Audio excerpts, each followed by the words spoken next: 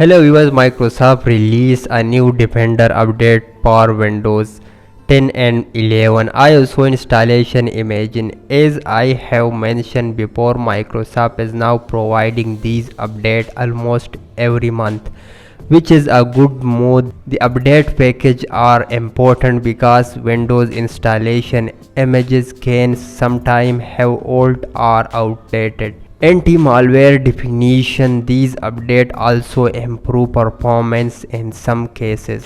When you install Windows using ISO image, these can be a temporary security risk because Microsoft Defender and that may not have the latest protection. This happens because the include anti-malware software is outdated. These update definition can close that protection gap, which is definitely a positive change.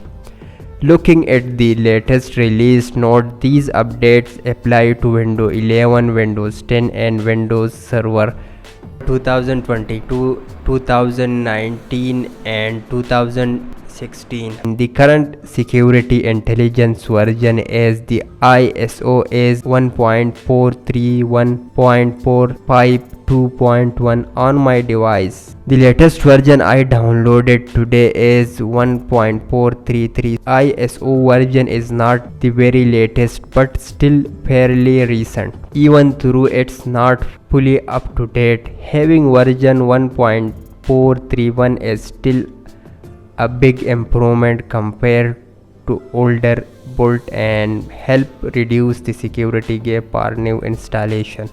The package size are about 78.2 MB per ARM, 128 MB per 22-bit and 132 MB per 64-bit system. You can download the update installation images for each platform, and I will leave the link in the description for easy access.